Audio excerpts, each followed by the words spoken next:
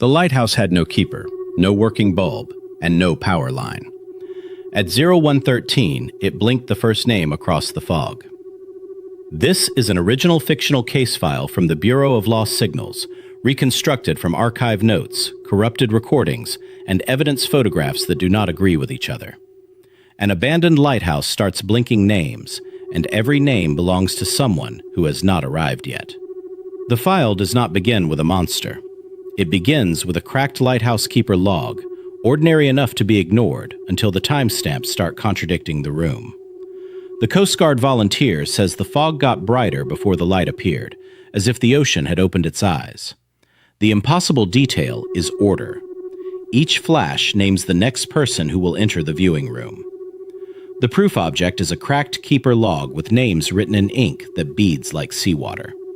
The beam pattern converts cleanly to Morse code, but the pauses match human breathing, not a mechanical lamp. Breakwater Point Lighthouse is sealed, unpowered, and visible only when the fog is thick enough to erase the shoreline. The archive mirror shows the beam before the original footage plays. By the second review pass, the Bureau had 3 copies of the same event. One came from the live recorder. One came from a sealed cabinet.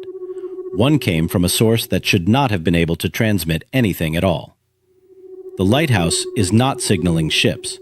It is naming the people who watch it. The case rule is simple.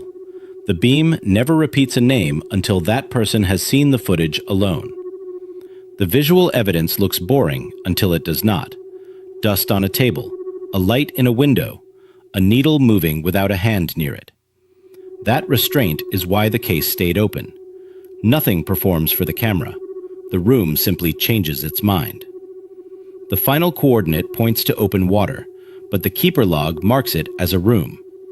That is where Breakwater Point Lighthouse stops being a location and becomes a test. Every instrument points somewhere plausible. Every human statement points somewhere else.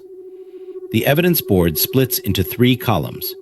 The first column is mechanical: serial numbers, room temperature, timestamps, custody marks. The second column is human: what the night staff heard, what they refused to write down, and which light stayed on after the recorder stopped. The third column is the one the Bureau never shows publicly, because it tracks what changed after each replay. On the first replay, a cracked lighthouse keeper log behaves like damaged equipment. On the second, it behaves like a transmitter. On the third, it behaves like a witness correcting the official record.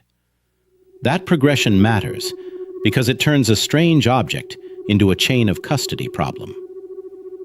The Bureau isolates the file in a clean room.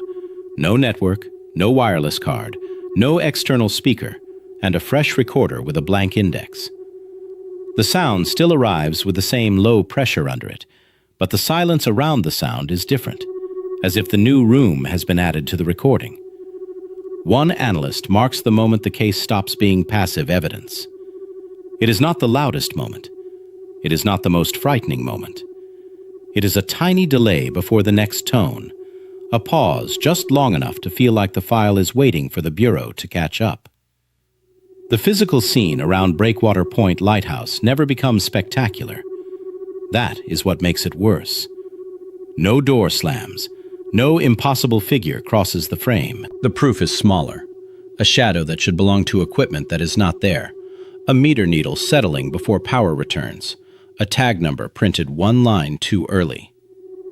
The public reconstruction uses only the safest fragments, but even those fragments create a pattern.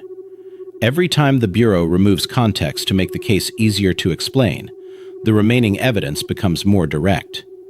The file seems to punish simplification. By mid-afternoon, the archive team tests a control phrase. They write down a sentence that is never spoken aloud.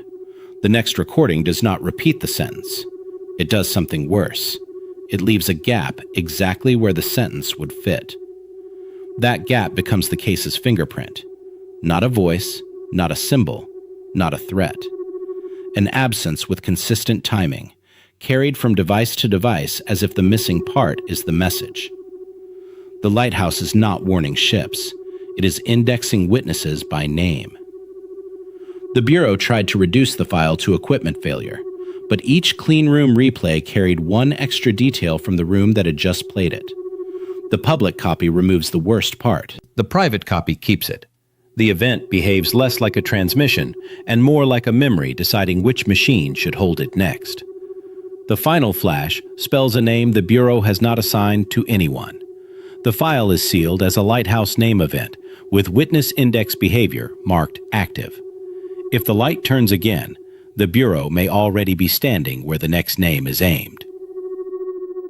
The next file begins when a voicemail arrives from a phone that has already burned.